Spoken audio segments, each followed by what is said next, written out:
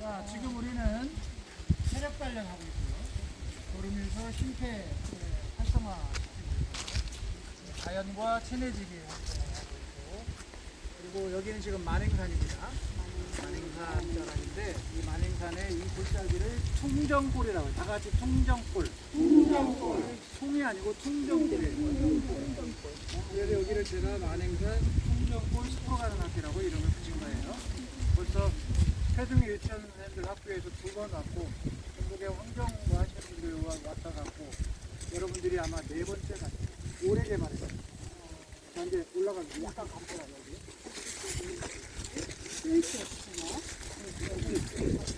충정골. 정.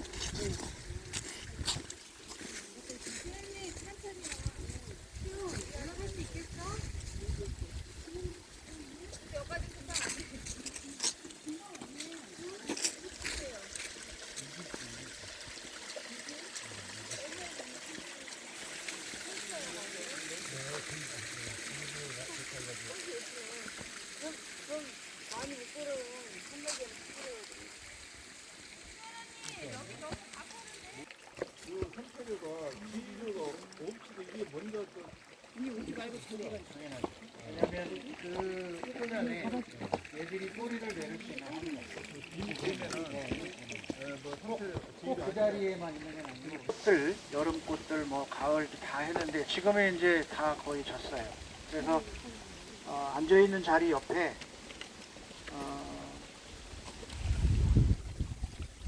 그 뒤에 있는 풀들, 여기에 미나리냉이랑 많이 있었거든요.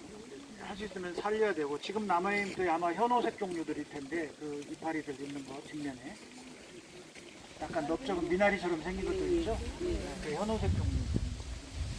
그리고 거기 천남성 옆에 열매도 지금 이제 맺혀 있고.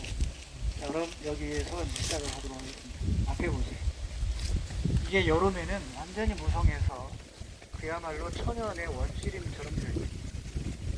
그 원시림처럼 되어 있다는 게 뭐냐면 죽어가는 나무들도 있고, 그 다음에 덩굴 식물들도 함께 있고, 저 앞에 딱 갈아 뭉개서 앉아졌지만 다양한 나무들과 야생화들이 이 안에 펼쳐져 있고, 그리고 이제 무엇보다도 해냇물이 흐르고요, 계곡물이 흐르고, 그 계곡물 주변에 있는 바위들에는 각종 물기를 수없이 많은 이끼들이 지금 번창하고 있습니다. 그 측면 자기 옆에도 한번 보세요. 옆에 좌우 보면 바위들이 전부 다 그렇게 변해가고 지금 있고요.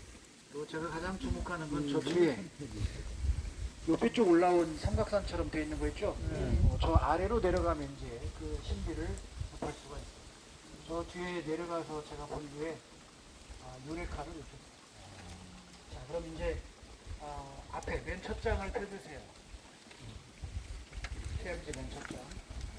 칼라본으로 되어 있는데. 여기에 이 숲은 그러면 언제부터 형성이 되었을까라고 하는 이제 의문점을 가져야 될 텐데, 이 숲이 형성되는 것은 우리 지구 역사에서는 약 4억 4천만 년 이후에 가능한 일이에요. 제가 본래 지구과학을 전공했기 때문에 그런 우리 지구의 지질시대의 역사에서 생물이 언제부터 가능했느냐.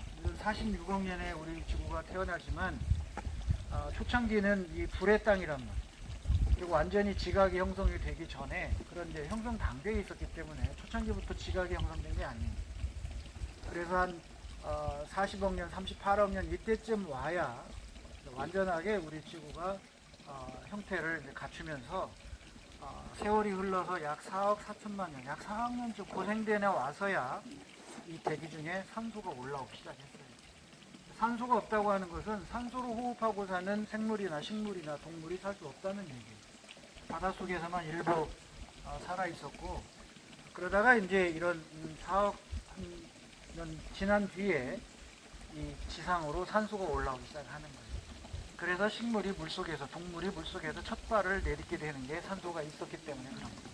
그때부터 이 식물들도 육상에 이제 살아가기 시작을 하는 겁니다.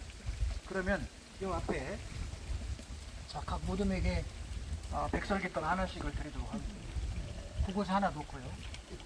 여기 하나 놓고 눕혀도 꺼내시고, 그 다음에 그쪽도 하나 받으세요. 우리 선생님 성함 어떻게 돼요? 김병. 김병희. 김병희 쌤은 우리 같이 숲 해설사신가요, 두 분은? 여기 언니만. 언니는 성함이 어떻게 돼요? 저 임효신. 임? 효도요 믿을신. 아, 효신. 그 효신 노래. 나이 들어본 효신. 노래 가수. 효신. 자, 그러면 각자 그곳에 바위들이 여기 하나 보시고요. 이거 신선한 면을 제가 아침에 한마 들고 가서 깼는데 그게 깨져버렸어요, 차로. 이 돌이 이곳의 기반함입니다.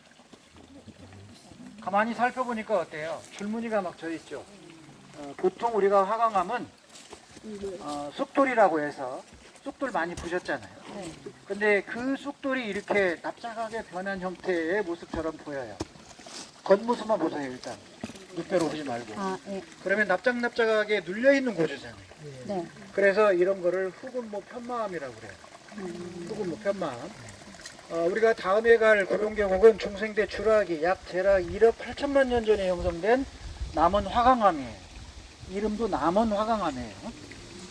얘는 그거하고는 차원이 다른 대략 20억 년으로 우리가 이제 상대적으로 비교해 볼 수가 있는데, 지리산에 있는 암석과 같은 암석의 흑운모 편마암 계통의 돌이에요. 그리고 여기에서 여러분들이 아까 들어온 대상 마을 들어온 큰 길, 번왕 가는 길에서 들어온 데 있잖아요. 그 근방에 이 돌과 이 산동의 목동 꼴짜기, 거기도 이제 화강암인데 그 경계부가 그 입구 쪽에서 나눠져요. 얘는 대략 20억 년, 그리고 나가서 우회전에서 산동면 가려고 트는 그 경계부터 약 1억 8천만 년의 중생대 주라기 암석으로 바뀝니다. 그래서 목동 꼴짜기 풍곡, 거기에 이제 암각화가 있어요. 유명한 6판년 암각화가. 거기서부터 우리 남원 시내 전체는 다 중생대 주라기 화강암이에요. 다만 교룡산, 그 교룡산만 가운데 볼록 올라온 부분만 섬루감으로 되어 있어요. 섬루감으로. 아주 독특하게 거기만 포인트처럼. 그리고 구룡계곡 안에 들어가면 대부분 다 이제 각섬석을 갖고 있는 화강암으로 바뀌는데 그 산 넘으면 다 변성암이에요. 성칸불에. 나이 차이가 확 달라지는 거예요. 1억 8천에서 막 18억, 20억 년으로 가버린다 그런 얘기예요. 이 꼴짜기도 바로 그 이돌이에요. 그래서 20억 년 전에 형성된 남석이 이 골짜기를 이루고 있습니다. 정확히 20억 년이라고 할 수는 없지만 상대적으로 하는 거예요. 대략 그쯤 돼요. 성칸불에 되면. 그러면 이 나무들 숲을 이루고 있는 밑바닥에 이 돌들이 여기서 실어온 게 아니니까 계곡에서 내려온 거잖아요. 그럼 이 돌들을 조사하면 이 계곡 상류의 돌이 뭔지를 알 수 있는 거거든요. 그러면 이런 것들은 다 흑운모 편마암들이에요. 근데 밝은 것들 있잖아요. 네. 밝은 것들도 이 암석 속에 끼어 있던 거예요. 흑운모 속 사이에 하얗게 이런 이제 관입체로 이렇게 들어오거나 이런 것들이지 전혀 다른 게 아니에요. 함께 형성된 건데 암석은 달라요. 그러니까 제 1번 지각과 기반함은 대략 20억 년 전에 선캄브리아대의 흑운모 편마암이다. 자, 여러분들 우리 여기 숲 해설사 선생님 아까 효신 선생님 계시는데 숲 해설 과정에서 이렇게 막 지지락부터 하는 게 없나요? 안 해줬어요. 없죠? 네. 아마 없을 겁니다.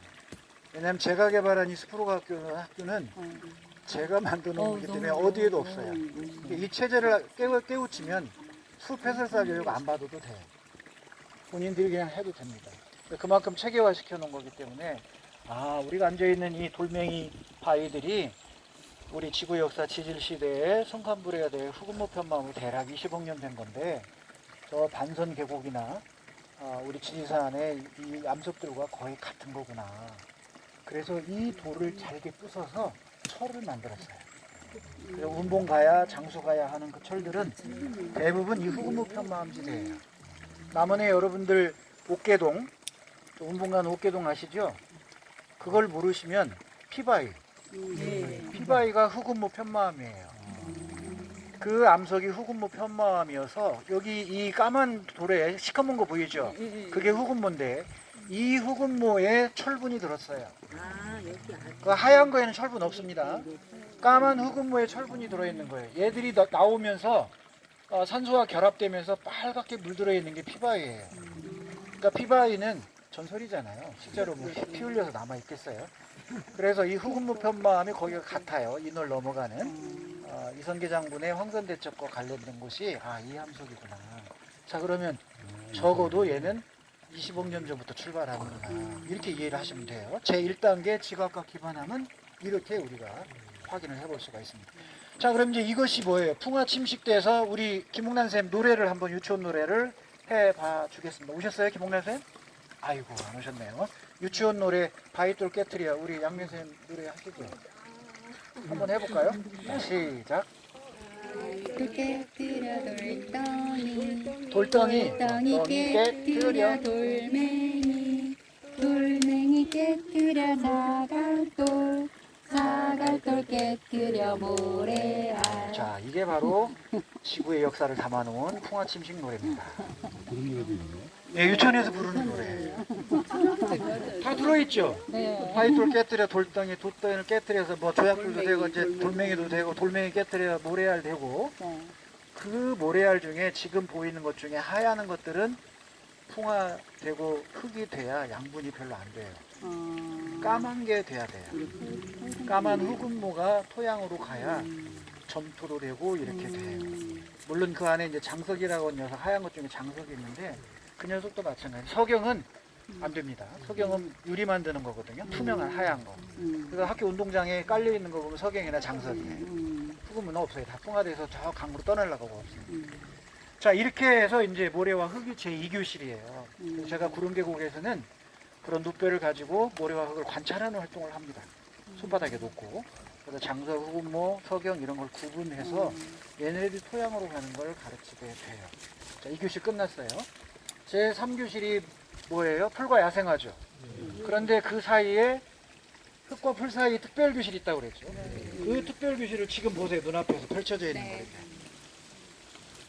자, 우선 이게 지금 떼종나무였는데 이 떼종나무가 이제 죽었어요. 무너져서 죽었는데 이 표면에 지금 지우리가 보입니다. 보이죠? 그리고 거기에 선태류가 지금 달라붙어서 보이고 있어요. 그 다음에 제가 아침에 와가지고 바로 주워서 놨는데 여기 보세요. 자, 균류 보이죠?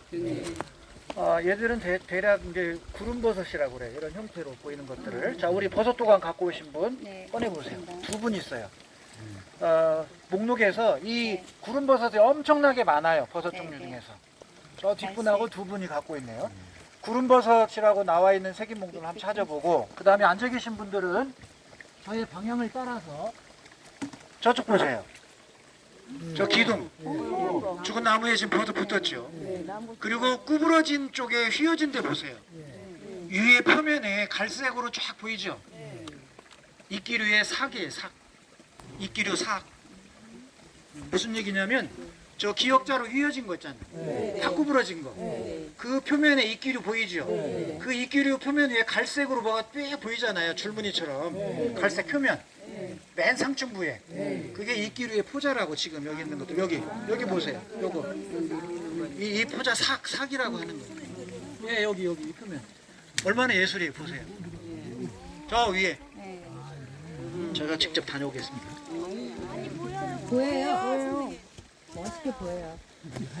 여기 말하는 거예요. 네네. 근데 여기에는 버섯도 있죠, 지금. 네네. 균류도 나오잖아요. 네네. 자, 그 다음에 이 아래 표면에 보면 지우리가 보이죠? 파란 지우리. 이 파란색이 지우리예요, 이것들은. 파란 것들. 그리고 여기는 선태류가 되고, 그리고 뭐 양치류가 보이죠? 고사류까지 보입니다, 이제. 그럼 제가 처음 얘기한 대로 이런 무생물의 공간에서 지우류가 달라붙고, 지우류가 달라붙으면 이끼류가 달라붙고, 이끼류가 붙으면 양치류가 온다. 보이나요? 그 다음에 저 지금 우리 서 계신 분 뒷면에도 양치류가 보여요. 뒤로 한 번만 물러나 주세요. 뿌리 부분. 저 고사리 보이죠, 이제? 고사리까지 왔죠? 즉 3단계가 다 나타났습니다. 그리고 그 죽은 나무 주변에는 바로 균류인 버섯이 마지막 분해작용을 통해서 자연으로 돌려보내고 있습니다. 저 뒷면 보세요. 죽은 나무. 자, 여러분들이 숲을 지나다가 나무 표피에 버섯이나 균류가 보이면 아, 죽었구나. 내지는 죽어가는구나. 딱 고개 들어보면 느낄 수가 있어요. 사이사이에 죽은 나무들을 한번 살펴보세요. 다른 데 보면 사람도 건버서 끼면 죽어 하는구나. 그래. 파리가 먼저 온대요. 파리. 사람이 죽으면 파리가 눈으로 먼저 달라진다네요. 제일 먼저 알고. 네, 파리가. 그러면 아, 이 사람 죽었구나 이렇게 판단합니다. 저도 들은 얘기인데 그렇다고 해요. 자, 그러면 지금 이 나무도 이게 지금 지으류거든요. 이 까만 것들이 지으류인데 이 표면에는 흙이 없지만 얘들이 이제 달라붙으니까 그 위에 녹색으로 선태류가 좀 달라붙었죠. 이제 아마 눈으로 확인하니까 제가 설명하는 걸 이해할 거예요. 이런 과정을 통해서 바위가 쪼개지고 쪼개지면서 여기에 지으류, 선태류, 양치류 오면 그 다음에 야생화가 와요. 풀이 드디어 완전하게 뿌리를 내릴 수 있는 토양을 갖추기 때문에. 자, 그렇게 된 다음에 이제 야생화가 온단 말이에요. 자, 야생화는 여기에서 천남성을 찾아보도록 하겠습니다. 각 도감, 야생화 도감에서 색인 목록에서 천남성을 찾아보세요. 천남성. 자, 그런데 이 천남성의 사약의 효과를 극대화시키는 방법이 있습니다. 인간들이 잔인해요, 그죠? 사람을 죽이는 방법을 도와내는 거잖아요. 사약을 만들려고. 그런데 여기에는 뭐가 있었냐면요, 투구꽃이 있었어요. 투구꽃. 그래서 이 두 개를 같이 갈아 만들면 효과가 엄청나게 빠르답니다. 자, 천남성 찾았어요? 같이 모든 별로 한번 보세요. 천남성이 어떤 곳인가. 제주도에 가도 많아요. 굿자왈 같은 데 가면.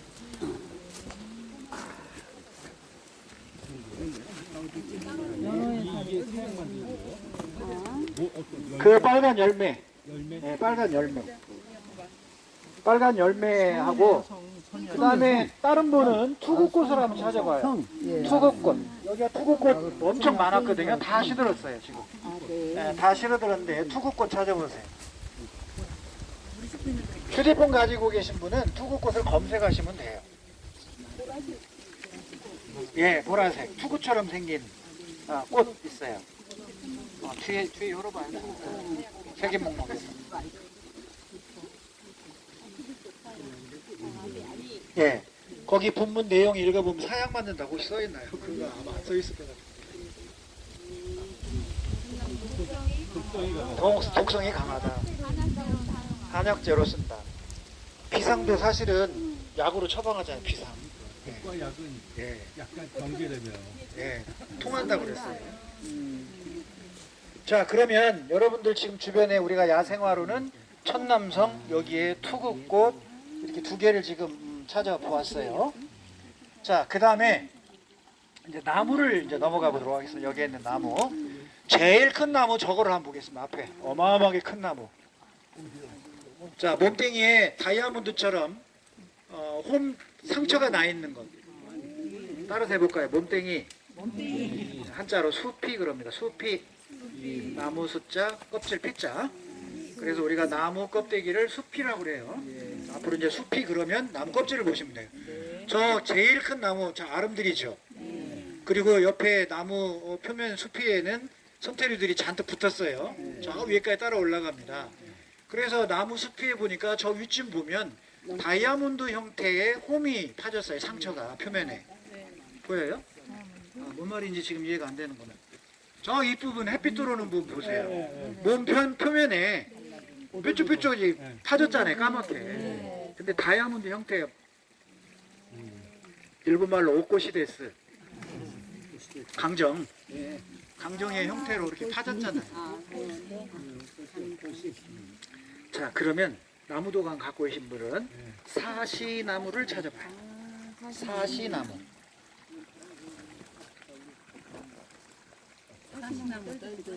예, 왜 사시나무 떨듯 떴냐고 나오냐면 이 사시나무 잎은 잎자루, 그 엿병이 아주 길어요. 잎자루가 길어. 그러니까 어떻게 해야 돼? 바람이 불면 떨리게 돼요. 그래서 여기서 사시나무 떨듯이라는 말이 나온 거예요. 은사시는 뒷면이 하얗죠. 뒷면이 백색이에요. 그냥 사시나무를 보세요. 사시나무 찾았어요? 저 녀석 잎을 봐요. 앞뒷면 반짝반짝거리잖아요. 사시나무 떨듯이 지금 떨어요. 와, 네. 최근에 제가 배운 거 있어요. 저희 안식구한테. 한번 해볼까요? 깎아보네. 깎아보네. 자, 좀 강하게 깎아보네. 우리 어떤 사람 볼 때 깎아보다고 하잖아요. 답답하다고 깎아보다고 하는데 사실은 이 갑갑이 갑을병정 10간의 갑이에요. 그런데 그 갑의 위치가 24방위 표시에서 동쪽 묘에 있어요. 묘. 북쪽은 자, 동쪽은 묘, 남쪽은 오, 서쪽은 유인데 그 갑을을 배치할 때 음양오행에서 동쪽에 배치를 해요. 그래서 묘자리, 자축, 인묘, 진사, 오미, 신유술의 이 12지를 배치했을 때 묘가 동이에요. 그 묘 위와 아래에다가 10간의 두 개를 넣어요. 동쪽에. 그래서 위가 갑, 아래가 을이에요. 그런데 이 묘는 동이잖아요. 오행으로 나무를 상징해요. 목이에요, 목. 목성을 상징하기도 하고 인을 상징하기도 하고 이 유교에서는. 그러면 그 동쪽이 바로 푸른 청을 상징해요. 청. 그래서 청룡 뭐 이런 거 할 때 다 그런 얘기거든요. 그러면 거기가 목이니까 나무잖아요. 그 나무에 갑자가 배치가 돼요. 나무를 상징하는 거예요, 갑은. 그런데 갑이 두 개예요. 나무가 두 개예요. 숲이 돼. 깝깝해. 그래서 갑갑하다 이렇게 나오는 거예요. 기가 막히네 참말로. 중간 박수. 자, 그래서 제 표면을 봐요. 이제 표면을 보면 은사시나 사시나 나무 표면이 비슷해요. 그 나무 보세요. 양쪽에 두 개가 있으니까 사시와 은사시 같이 있어요. 나무 표 보세요. 상처난 게 비슷하죠. 자, 그런데 저 사시나무 떨도 떠는 저 위를 보세요. 앞뒷면이 확 다른가요? 거의 같은 색이죠. 녹색 계통으로. 만약에 은사시면 한 면이 어떻게 해야 돼요? 하얘야 돼요. 그래서 산에서 볼 때 막 하얗게 빛나는 게 흔들릴 때가 있어요. 그런 것들은 은사시예요. 그러면 은사시. 쟤는 뭐다? 사시. 자, 한자로는 뭐다? 백양나무. 백양. 백양나무. 됐죠? 은사시는 은백양 하면 되겠죠. 자, 그와 같이 해서 이제 나무까지 우리가 배웠고요. 이 주변에는 자, 저 앞에 보세요. 저 앞에 보면 초록색의 나무 보이죠? 제주에 여러분들 그 비자림 가봤어요? 비자나무. 저 앞에 또 보이죠? 비자나무가 들어있어요. 이쪽 올라온 거 보이죠? 비자나무가 보이고 이 뒤에는 고로쇠 단풍나무예요. 요거 지금의 그 고로쇠 단풍나무고 그 다음에 이 뒤에 우리 선생님 뒤에 있는 요 홀딱 버섯도 아니지? 약간 날렵한 나무 하나 서 있죠? 그게 층층나무예요. 층층나무. 왜냐하면 나무 줄기가 층으로 이루면서 나요. 그래서 층층나무라고 한 거예요. 네, 정면에 있는 거. 그리고 여기는 뭐예요? 이거는 산초나무예요. 아카시처럼 되어 있는 거. 그거는 산초나무고. 그러면 지금 이제 다 얘기할 수는 없지만 이 근방에 있는 가장 큰 아름드리 나무부터 저기도 비자나무가 있네요. 아래도. 보이죠? 비자나무는 제주도만 있는 거 아니에요? 아닙니다. 네. 여기도 있잖아요. 지금. 참고로 이 비자는 개비자인데 개비자. 개비자. 자, 앞에 이제 한번 보세요. 이 앞에를 보면 금방 우리가 제주도 얘기해서 제가 여기를 만행선 퉁정굴 곶자왈이라고 표시를 했어요. 곶자왈이라는 용어는 제주 용어입니다. 이 곶자왈 용어가 교과서에 등장한 지 얼마 안 됐어요.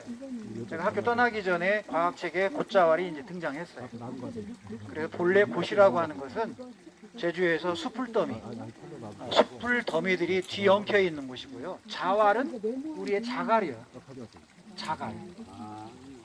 우리 자갈 하잖아요. 뭐뭐 자갈, 요거 돌자갈, 독팍, 뭐 돌팍 하듯이. 그래서 숲과 덤불과 어우러져 있는 이런 돌멩이들과 함께 있는 공간을 제주에서 합성어로 곶자왈이라는 용어를 만든 거예요. 그 곶자왈에는 이제 뭐예요? 용암동굴도 있고. 그래서 4.3 때는 그 속으로 숨어서 사람들이 희생자가 많았고. 그래서 여기를 제가 만행산 퉁정굴 곶자왈이라고 붙였어요. 안녕하세요. 자, 우리 선생님 학교로 가야 되니까 또 이렇게 산업 학교에 직접 또 가셔야 되니 여기 참석했다 가시고 조심하세요, 선생님. 그래서 이 앞에 공간은 제가 이제 내년부터 계속 지금 겨울에 다 벗었을 때 이른 봄에 또 여름에 가을에 생태계를 계속 촬영하고 추적해서 교재 내지는 책까지는 아니래도 우리 퉁정굴 숲으로 가는 학교 교재를 다시 만들려고 해요. 구룡계곡은 제가 교재를 만든 게 있어요. 교재 우리 해설 선생님께 제가 한 권 어디서 구해서 드릴게요. 네. 선생님들 연수를 거기서 많이 했기 때문에 대전 대학원 교수들도 왔었고 광주 선생님들도 왔고 그리고 전북 교육연수원 과학교육은 수없이 많은 연수를 거기서 제가 진행을 했습니다. 많지가 않아서 제작을 할게요. 제작을. 돈 내시면 돼요. 한 7천 원이면 되니까 맡기면 되잖아요. 네. 교재.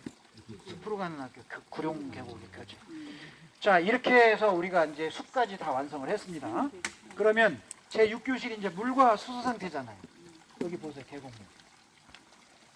제가 얼른 빨리 바위를 하나 들어 올릴게요. 여기 엄청난 애들이 그렇게 있었지. 고물고물고물.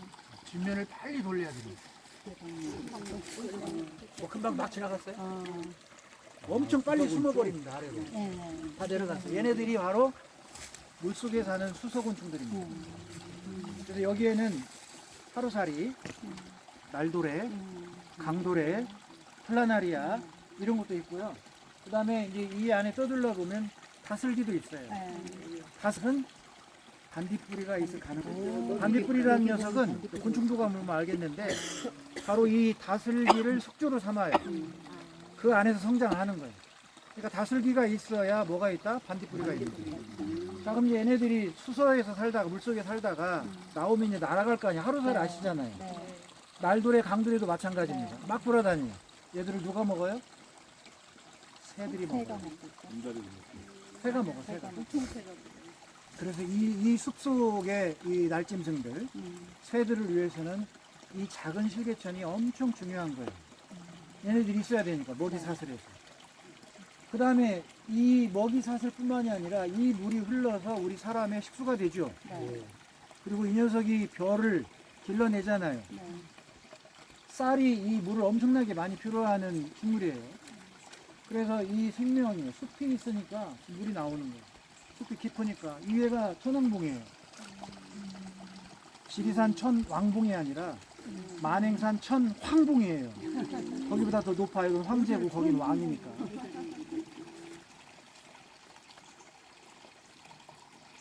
영상 찍은 중이라 마이크를 써야 돼요. 자, 지금 여러분들 앞에 소리 한번 눈을 감아 보겠습니다.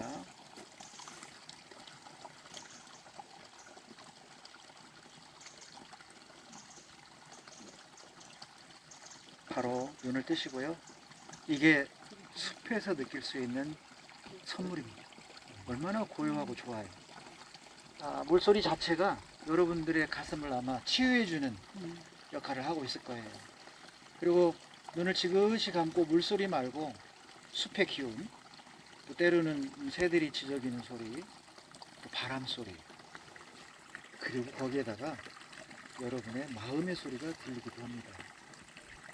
말 잘하네요. 그런 말을 한번 해본 적이 없는데 마음의 소리도 숲에서는 들을 수가 있습니다. 그러니까 이 숲이 얼마나 중요한지를 우리가 깨달아 보자고 하는 거예요. 자, 이렇게 제6교실인 수서 생태계, 이 수서 생태계가 돼야 숲이 비로소 완성이 되는데, 문제는 제5교실이 숲이라고 제가 분류했죠. 네. 숲이 이런 단계로 흙과 풀 사이라고 하는 특별 기실이 존재해야 되고, 이 균류 버섯들이 지금 작동해서 분해를 하면서 자연으로 돌려보내고 있는 모습을 보고 있어요. 저게 없으면 숲은 쓰레기더미입니다. 뒤에 보세요. 막 다 무너지고 부서지고, 저 뒤에 버섯 막 뒤에 쓰러진 나무 뒤에도 버섯 막 나고 있죠. 그렇게 해서 저 버섯이 이 숲의 청소부 역할을 하면서 자연으로 다 돌려보내는 거예요. 또 저것을 먹이 삼아서 크는 곤충들도 있고 집을 삼아서 살아가기도 하고, 우리가 눈을 돌리지 않는 이 자연의 원시림처럼 이 공간에서 펼쳐지고 있는 숲의 생태계, 이게 살아야 되고, 그리고 이것이 보존이 돼야 우리 지구가 어머니 역할을 제대로 할 수가 있는 거예요.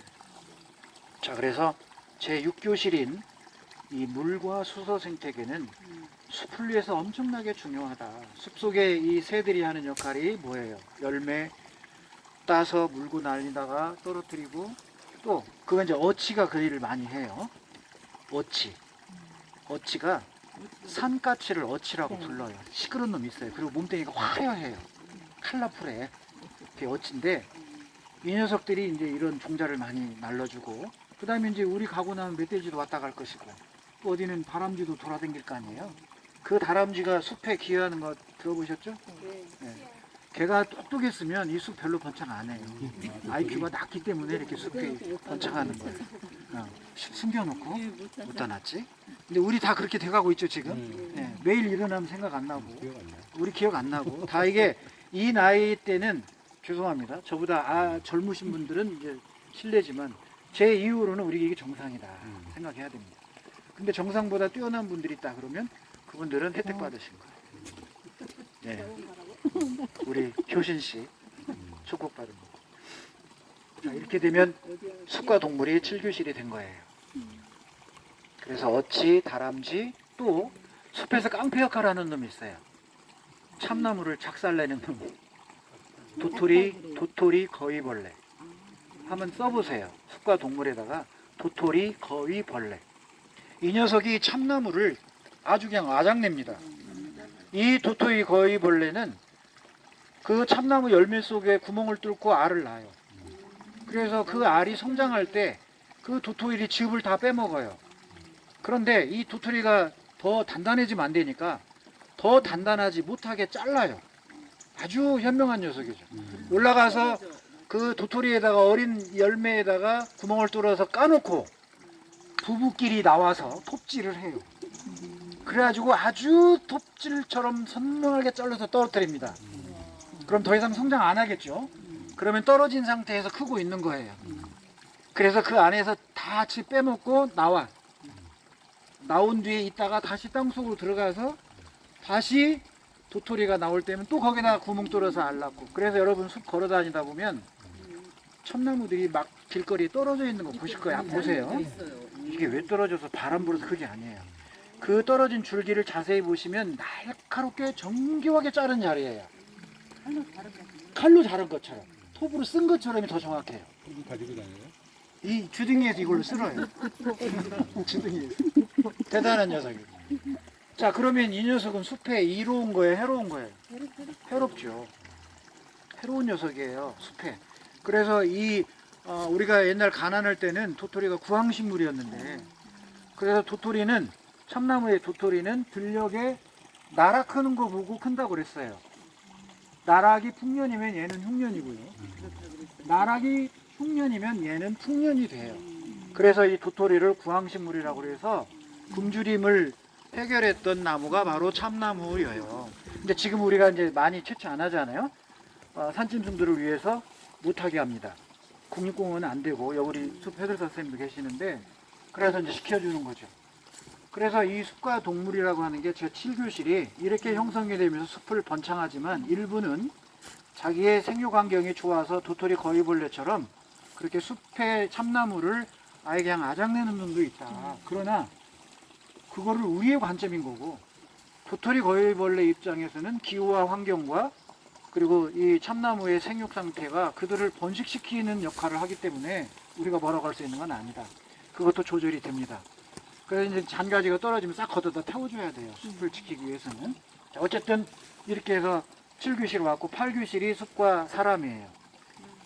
그리고 9교실 제가 첫날 강의 때 인문학 강연에서 설명해 드렸고, 이 9교실 숲과 사상이 바로 생태주의 사상이다.